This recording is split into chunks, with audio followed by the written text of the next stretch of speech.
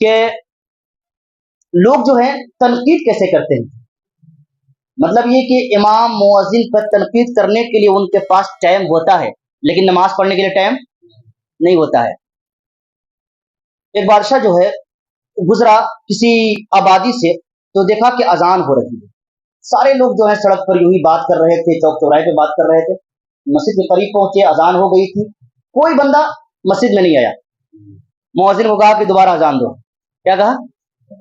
دوبارہ اذان دو.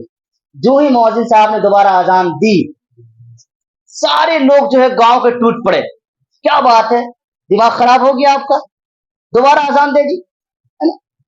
بادشاہ نے کہا کہ بیٹھو بھائی, ہم ہی اذان دلوائے ہیں. کہا کیوں؟ آپ کی پہلی اذان جو ہوئی تھی وہ سنائی نہیں دیا تھا. کیا کہا؟ پہلی جو اذان ہوئی تھی وہ سنائی نہیں دیا تھا.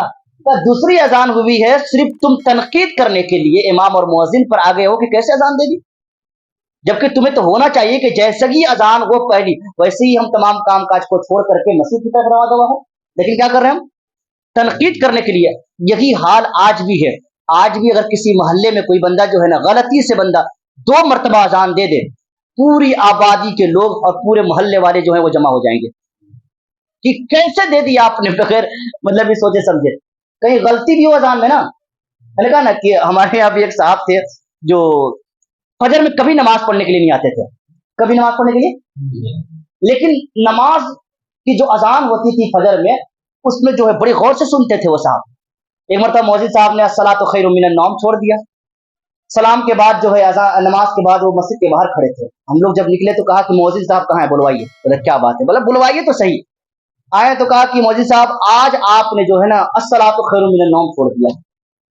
کہا کہ ہم ہر دن سنتے ہیں آپ کی اذان کو, لیکن وہ بندہ آج تک میں نے اس کو جمعہ کی نماز میں بھی نہیں دیکھا تھا.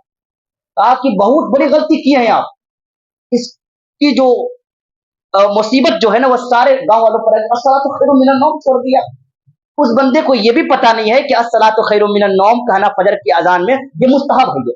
اب مستحب کو چھوڑنے سے کوئی وبال, لیکن تنقید کرنا تھا نا, سمجھ رہے کہ نہیں. تو یہ تنقید کرنے والے جو ہے واقعی جو ہر دور میں بھی پائے جاتے ہیں. اور یاد رکھیے گا, آپ کچھ بھی کام کیجئے آپ کی تنقید ہوتی رہے گی. سمجھ رہے, تنقید کرنے والوں سے کوئی پرہیز نہیں کر سکتے ہیں ہر کام. لیکن یاد رکھیے گا وہی کام کیجئے جو آپ کا دل کرے, جو سجد کر لے, ورنہ کوئی پرہیز. ابھی میں نے ان لوگوں کو بھی سنایا تھا لطیفہ کہ ایک بندے کے پاس جو ہے گھوڑا کی گدھا تھا, ہے نا, گدھا تھا, کیا تھا.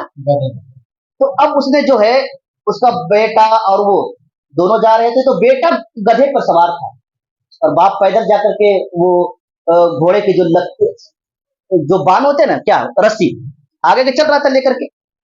جیسے آگے پہنچے تو کچھ لوگ تھے, کہا کہ بتاؤ کتنا بدتمیز بیٹا ہے کہ باپ چل رہا ہے پیدل اور بیٹا جو ہے بیٹھا ہوا ہے. کہا کہ جی یہ تو بالکل غلط بات ہے. بیٹا اتر گیا, باپ بیٹھ گیا. آگے بڑھے تو کہا کہ بتاؤ کتنا بے رحم باپ ہے کہ بیٹا دیکھو معصوم سا بیٹا جو ہے یوں ہی چل رہا ہے اور باپ جو ہے گدھے پر بیٹھا ہوا ہے. بس تو بیٹھ گئے. سمجھ رہے, اب دونوں کیا ہے کہ پیدل چلنے لگے. آگے گئے, کچھ لوگ اور ملے, کہنے لگے کہ بتاؤ کتنے بے عقل لوگ ہیں, سواری ساتھ میں ہے پھر بھی کیا ہے پیدل چل رہے ہیں. تو کہا کہ اچھا دونوں بیٹھ جاتے ہیں. اب اس پہ کیا کیے, دونوں بیٹھ گئے. آگے گئے تو کہا کہ کتنے لوگ مطلب یہ ذلیل ہو جاتے ہیں, ایک چھوٹا سا نہیں وہ ناتوا گدھا ہے کمزور سا, اس پر دو لوگ سوار ہوئے ہیں. کیا کیا ہے, دونوں لوگ سوار ہیں, وہ بھی اتر جاتے ہیں. اب یہ کہ بھائی کوئی تدبیر تو باقی نہیں رہی نا. اب ان لوگوں نے کیا کیا, کہا کہ گدھے کو اپنے اوپر بیٹھا لیا, گدھے کو باندھا بھائی اور بانس لگایا اور ٹانگ لیا, ادھر سے یہ ادھر سے اور ٹانگ کر کے گدھے کو لے کے جا رہے تھے. کچھ لوگ اور ملے, کہا کہ بتاؤ کتنے مطلب یہ کہ ایسے لوگ بھی پائے جاتے ہیں کہ گدھا صحیح سلامت ہے 4 پیر والا, پھر اس کو ٹانگ کے لے کے جا رہے ہیں. کہنے کا مطلب یہ ہے کہ آپ کوئی بھی کام کیجئے تنقید ہوگی, کوئی بھی کام کیجئے. اسی لیے لوگوں کی باتوں پر آپ اتنا غور و خوض مت کیجئے, آپ کو جو اچھا لگتا ہے وہ کیجئے, لیکن یہ کرنے سے پہلے دیکھ لیجئے کہ یہ بات شریعت میں صحیح ہے یا, ورنہ ہر دور میں تنقید ہوتے رہیں گے. برے اذان کے تعلق سے بھی بہت ساری غلط فہمیاں ہیں